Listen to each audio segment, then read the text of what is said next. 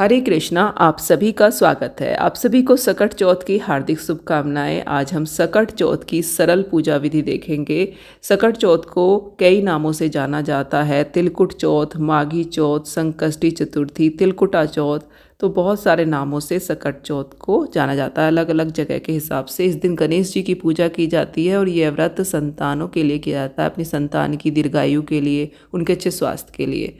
तो देखिए, हमें सबसे पहले एक चौकी लेनी है, उसके ऊपर लाल या पीला कपड़ा बिछा लेंगे। उसके ऊपर फूलों का आसन देते हुए गणपति जी की स्थापना करेंगे। उसके बाद एक आसन लेंगे या फिर फूलों से आसन देंगे और दीपक को प्रज्वलित करेंगे। इसके बाद हम गणपति जी को शुद्ध जल से स्नान करा देंगे। 3 बार हमें स्नान कराना। इस तरह से हम जल छिड़क देंगे। जल में आप गंगा जल मिला लें, उसके बाद इस तरह से आप स्नान करा दें। अब हम कलश की स्थापना करेंगे। यहाँ पर हम बहुत ही छोटे रूप से पूजा कर रहे हैं। तो देखिए, छोटा सा हमने कलश लिया है, नीचे फूलों का आसन दिया है। आप अक्षत का आसन भी दे सकते हैं।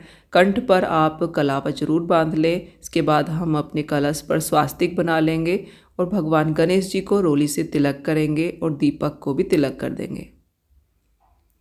इसके बाद हम भगवान गणेश जी को जनेऊ या फिर वस्त्र रूपी कलावा समर्पित करेंगे। इसके बाद हम देखिए दूब घास गणेश जी को चढ़ा देंगे। दूब घास गणपति जी को बहुत ही प्रिय है। आपके पास बहुत ही कम सामग्री भी है तो भी कोई फ़र्क नहीं पड़ता, दूब घास चढ़ा दीजिए, भगवान गणपति जी प्रसन्न हो जाएंगे। तो दूब घास चढ़ाने के बाद हम फूल चढ़ा देंगे। फूल चढ़ाने के बाद देखिए, कुछ हम वायना रखेंगे जो हमें इस पूजा में रखना होता है। एक साड़ी और कुछ श्रृंगार का सामान आप रख लीजिए, जिसको पूजने के बाद हम अपनी सासू माँ को दे देते हैं। तो देखिए, हमने रख लिया है। इस दिन विशेष रूप से तिलकुट का प्रसाद बनाया जाता है। तिल को भूनकर उसमें कुछ भी मीठा मिलाकर प्रसाद बनता है, तो वो हम चढ़ा देंगे गणपति जी को। उसके बाद हम कुछ भी दक्षिणा चढ़ा देंगे। दक्षिणा चढ़ाना बहुत ज़रूरी है। पूजा में कुछ भी कमी रह जाती है तो दक्षिणा उसको पूरा करती है। उसके बाद धूप दिखा देंगे और भगवान जी की आरती कर लेंगे।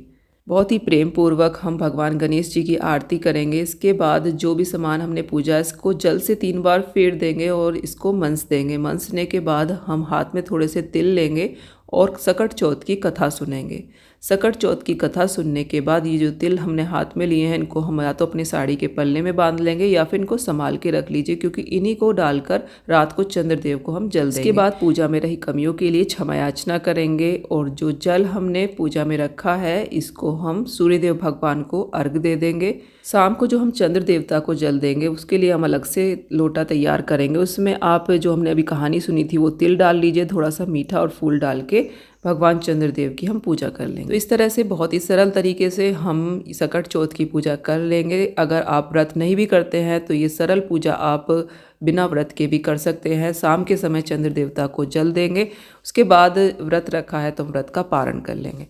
कुछ भी हम सात्विक भोजन ग्रहण कर लेंगे। तो जो हमने सामान पूजा है वो हम अपनी सासू माँ को दे देंगे। इस तरह से हमारी पूजा संपन्न होती है। आपको आज की पूजा कैसी लगी ज़रूर बताना। वीडियो को लाइक करना और हमारे चैनल को सब्सक्राइब भी जरूर करना। जय श्री राम।